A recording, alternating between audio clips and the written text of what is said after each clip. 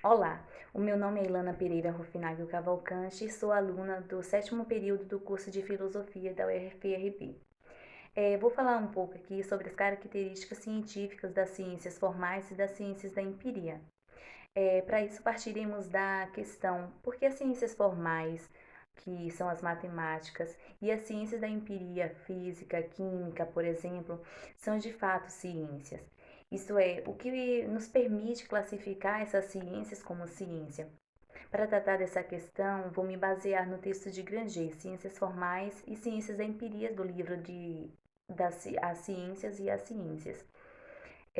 A posição entre ciências formais e ciências da empiria é importante, pois compreender a natureza dos objetos de uma nos ajuda a compreender a natureza dos objetos da outra. Para explicarmos isso melhor, voltemos às definições gerais do conhecimento científicos dadas por Granger no livro As Ciências e a Ciência. Para este filósofo, as ciências apresentam basicamente três características essenciais. A primeira é que as ciências visam uma realidade e não uma fantasia ou um devaneio. A segunda é que as ciências visam objetos para descrever e explicar o que não diretamente agir. A terceira é que as ciências elaboram um critério de validação. E eu não vou explicar cada uma delas porque isso já foi explicado em vídeos anteriores. Quanto ao primeiro critério, que é a realidade de seus objetos, as ciências formais, que são as matemáticas, operam como objetos construídos pelo pensamento, como os números, figuras geométricas, por exemplo. Já as ciências empíricas acessam seus objetos com o uso de nossos sentidos ou com a construção de equipamentos que nos permitem acessar essas realidades, como os microscópios, telescópios, é um exemplo disso.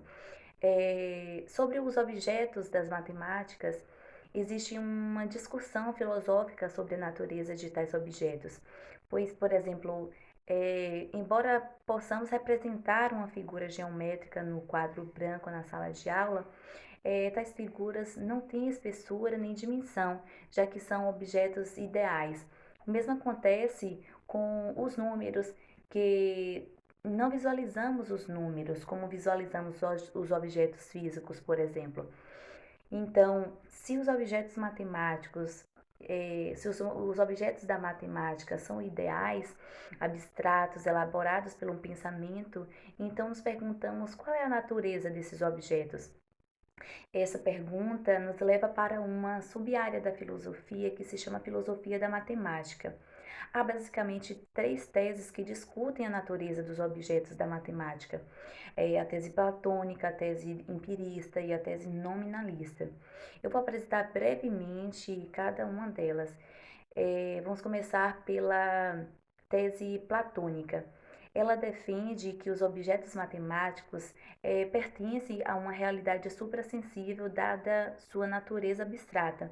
Mas o problema é que essa concepção precisa lidar em como explicar sua relação com o mundo empírico, já que utilizamos a matemática para interpretar a realidade e construir estruturas físicas como fazem as engenharias.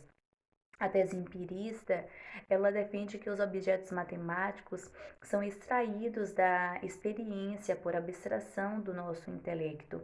O problema dessa tese é que precisa lidar em como explicar os objetos mais abstratos, com os números imaginários, por exemplo. A tese nominalista, ela defende que os objetos matemáticos são construções puramente simbólicas. O problema que essa tese precisa lidar é que se a matemática é um jogo de símbolos, é, como também explicar a matemática é utilizada para interpretar a realidade e construir estruturas físicas, como fazem as engenharias.